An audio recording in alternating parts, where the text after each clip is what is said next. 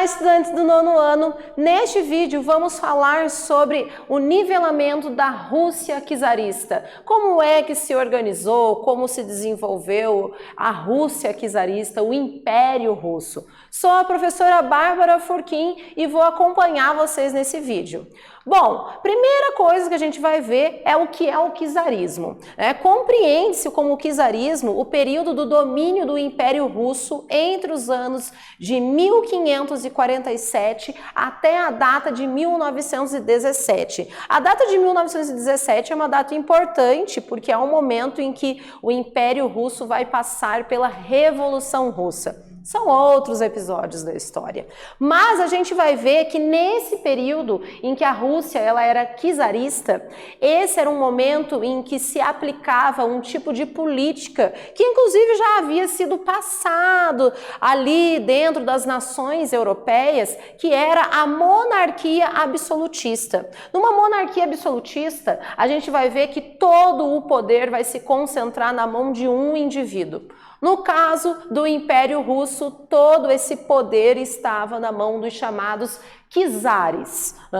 A palavra czar, da onde surge essa palavra? A palavra czar, ela vai vir como um termo de referência ligado aos Césares. Os Césares eram os nomes dados aos imperadores romanos. Então, como uma referência a esses imperadores romanos, os russos vão então usar ali uma tradução a esse termo, chamando-se de Césares. A Rússia, além de tudo, esse Império Russo, não vamos esquecer que ele era um império porque ele dominava vários outros territórios, por isso se configurava como um império.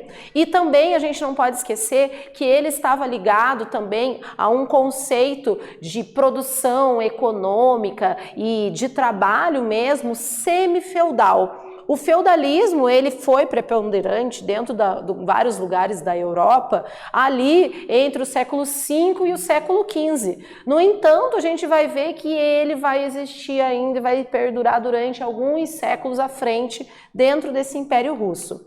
Bom, a Rússia, dentro da Rússia, o czar ele era tido como um eleito de Deus. Ele não era apenas o líder político, ele era visto como alguém que deveria ser venerado.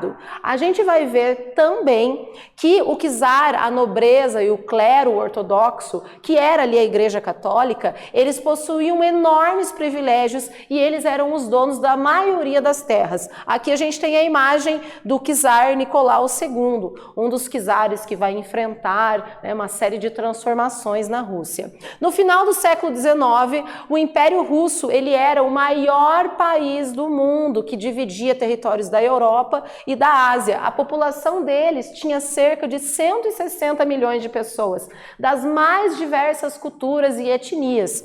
E a gente vai ver que a maioria da população vivia no campo, isso cerca de 85% da população. Os camponeses eram explorados pelos senhores, pagavam altos impostos, eram analfabetos, atingidos pelo analfabetismo, pela fome, por doenças, a miséria tomava conta dessa população. A gente vai ver que várias reformas liberais vão começar a acontecer no final do século XIX. A servidão dos camponeses vai ser extinta na data de 1861. Isso, claro, não vai eliminar a miséria dessa população. A gente vai ver que entre 1863 e 1914, a população urbana vai triplicar de 6 para 18 milhões. A gente vai ver que o governo de czar Nicolau II ele vai impulsionar o capitalismo, trazendo a entrada de capital estrangeiro, fazendo com que esses camponeses tornassem-se uma mão de obra barata e vão surgir várias indústrias de fundições, usinas elétricas, fábricas de tecelagem dentro do que era esse Império Russo. Nesse vídeo, nós falamos sobre a Rússia czarista. Espero que vocês tenham gostado. Até breve!